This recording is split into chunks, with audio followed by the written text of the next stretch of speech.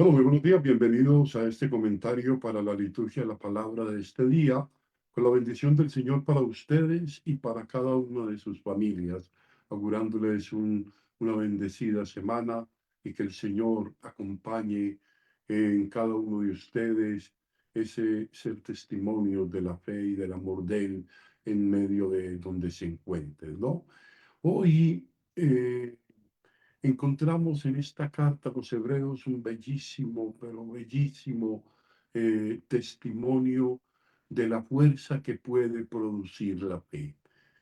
Fíjense que además de Abraham y de Sara y de todos aquellos que recuerden el Antiguo Testamento, que nos han dado ejemplo de una fe robusta, de una fe fuerte, políticos, profetas, hombres y mujeres de familia, todo ello se nos trae hoy a nosotros para que no nos desanimemos nosotros ante las dificultades del camino.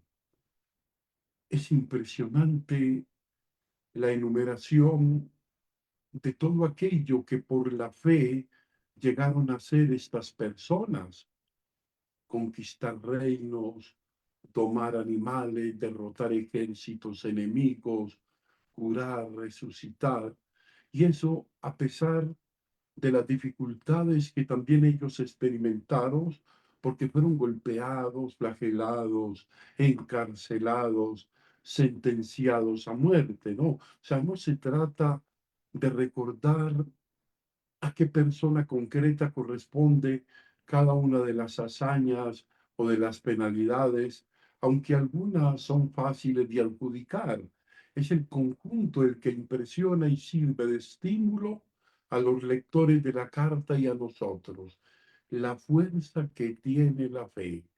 Además de su autor, no se olvida de repetir que las personas que vivieron en el Antiguo Testamento tienen el mérito de haber vivido, y no como nosotros en tiempos mesiánicos, fue en tiempos de promesa, de figuras, ¿no?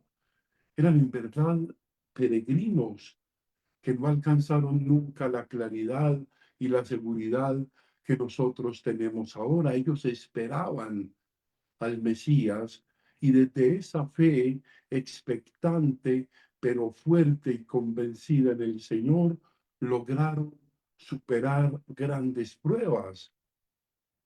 En el fondo, tendemos a engrandecer nuestras dificultades, así tratamos de explicar nuestra debilidad o nuestros fallos, ¿no? Es que los tiempos son difíciles, las cosas no son fáciles, y es más fácil, pues, echar la culpa fácilmente al mundo en que vivimos, a los demás.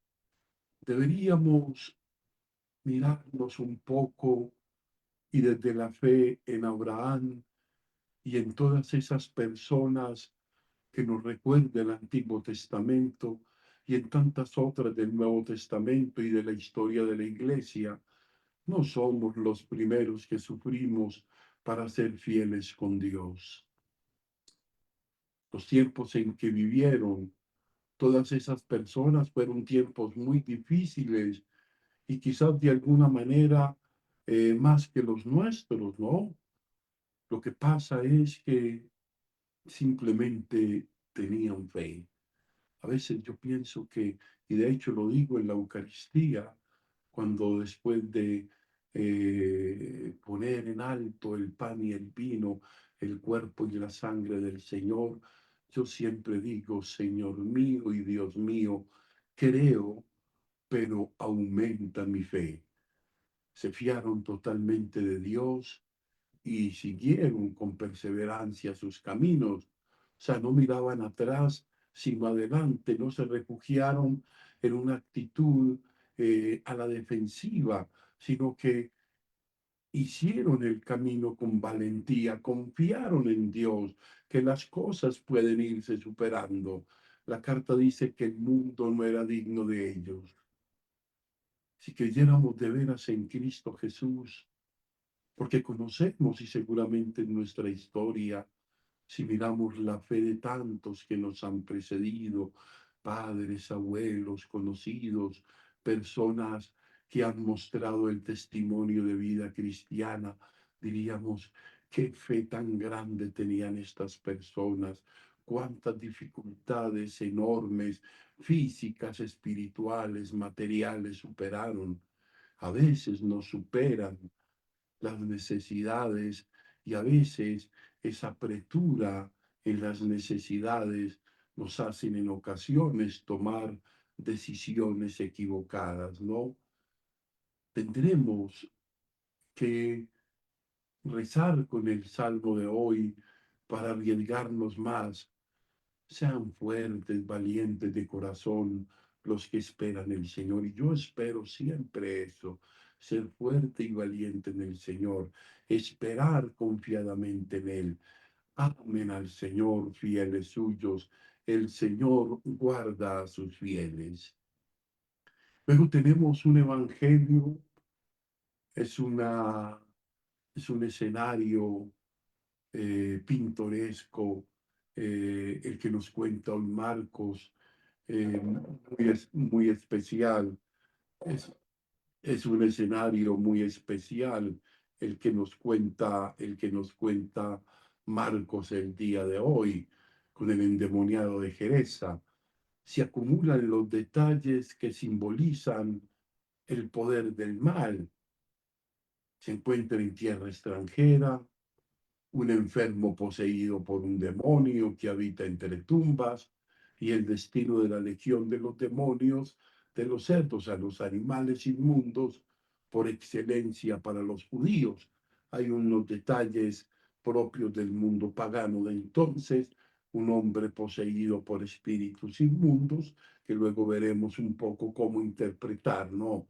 Seguramente primero, seguramente subrayar que Jesús es el dominador del mal y del maligno, lo conoce y tiene el poder, la autoridad. En su primer encuentro con paganos, abandona la tierra propia y se aventura al extranjero en una actitud misionera. Jesús libera al hombre de sus males personales y anímicos. Parece menos importante el curioso final de la piara de cerdos y la consiguiente petición de los campesinos que abandonen esta tierra a este profeta que hace cosas tan extrañas. Había intereses económicos, obviamente, se veían perjudicadas todo su comercio, pero pareciera que no importara y alegrara que este hombre se sanó. A veces dejamos pasar los males y quizás no nos interesa que el bien actúe. Probablemente el pueblo atribuyó a Jesús, o mejor a los demonios expulsados por Jesús, la pérdida de la tiara de cerdos que tal vez habría sucedido por otras causas, coincidencia con la visita de Jesús. O sea, el Evangelio recogería esta versión popular. O sea, la iglesia ha sido encargada de continuar este poder liberador de Jesús, o sea, la lucha y la victoria contra el mal. Para eso anuncia la buena nueva, celebra los sacramentos que nos comunican la vida de Cristo, nos reconcilian, nos dan confort, nos sanan, nos liberan. Todos los sacramentos tienen que ver como remedio salutis, o sea, remedio para la salvación presente y preparación para la vida eterna. A veces eso es lo que tiene que hacer en terreno extraño, con valentía misionera, adentrándose en terrenos difíciles como Jesús o dirigiéndose a escenarios donde hoy poco menos interesa una vida religiosa. También con los marginados a los que Jesús no tenía ningún reparo en acercarse, en tratar, incluso tocar como a los leprosos para transmitirles su esperanza y su salvación. Después del encuentro con Jesús, el energúmeno de Gerasa quedó sentado, vestido y en juicio. Todos necesitamos ser liberados de la legión de las malas tendencias que experimentamos, el orgullo, la ambición, la envidia, el egoísmo, la violencia, la intolerancia, la arrogancia, la prepotencia, la autosuficiencia. la avaricia, el miedo. Jesús quiere liberarnos de todo mal que nos aflige. Eso sí, si le dejamos, perdón por un poco cerrado en la garganta, de veras queremos ser salvados. Decimos con seriedad la petición, líbranos del mal, o tal vez preferimos no entrar en profundidades y le pedimos a Jesús que pase de largo en nuestra vida. En Gerasa los demonios obedecieron como le obedecieron las fuerzas de la naturaleza, pero los habitantes del país, pues por intereses económicos, le pidieron que se marchara. El único que puede resistirse a Cristo es siempre la persona humana con su libertad.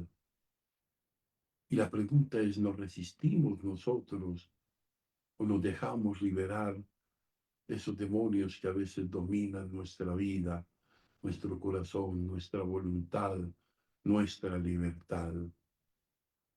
Yo quiero recordar un signo de exorcismo permanente que la vida cristiana actuaba siempre, siempre, siempre en, en medio de las bendiciones, en medio de la vida cotidiana, que ya no se hace tanto, pero que sería bueno.